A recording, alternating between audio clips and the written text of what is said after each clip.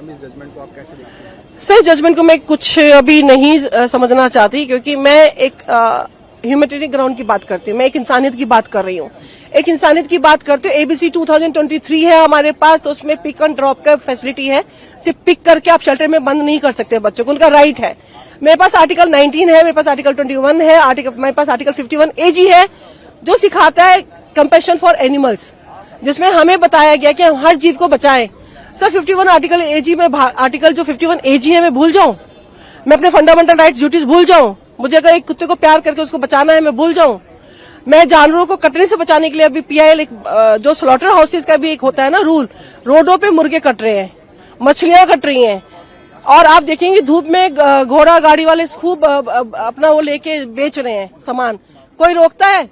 Sir, drought and pact act है 1965 का, जिसमें कि 37 डिग्री से ऊपर अगर जाता है तो आप जानवर से काम नहीं करा सकते हो, घोड़ों से किसी से भी काम नहीं करा सकते हो। 37 डिग्री के बाद वो काम नहीं करेंगे, रोड पे रहते हैं। सर, सराय खाली नोएडा से मैंने सारा उठवा दिया, मेरे पास है उसकी वीडियो। कल एक दिखा, मैंने कहा यहाँ नहीं खड़ा हो सकता, फिर उसको समझाया, मैंने कहा पुलिस बुला लूंगी, एनएचएआई को कंप्लेन करा। सर, कोई इस चीज को ध्यान ही नहीं देता।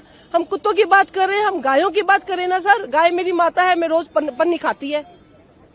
इतनी गौशाला की वीडियोज हैं जिसमें बछड़े मर रहे हैं और गायों के साथ रेप हो रहा है। सर, कुत्तों के लिए शेल्टर बन जाएगा? कुत्तों के लिए सर शेल्टर कोई नहीं बनाएगा, खर्चा बहुत ज्यादा है, और उनके साथ भी शेल्टर बना के उनको खाना नहीं दिया जाएगा। ये आप भी जानते हैं, हम भी जानते हैं। तो हमारा यही है कि इस चीज को रिव्यू किया जाए। अगर हम सनातन धर्म की बात करते तो सनातन धर्म में कुत्तों को मारने का नहीं है।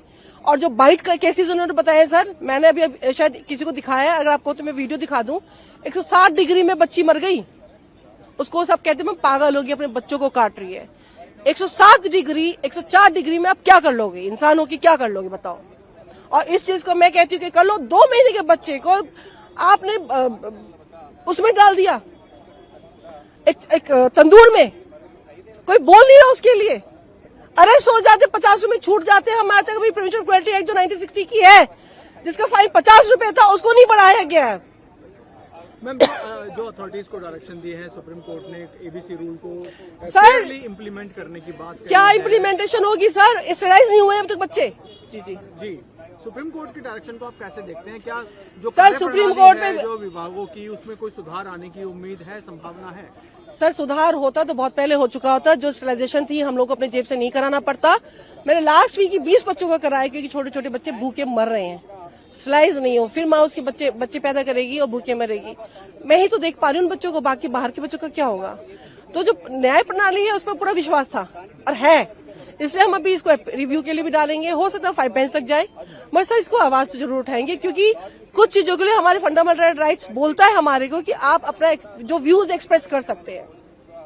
As an advocate, as an animal rights activist, advocate Punita यही कहती है कि मैं एडवोकेट भी बनी हूँ, इनके राइट्स के लिए बनी हूँ। Thank you.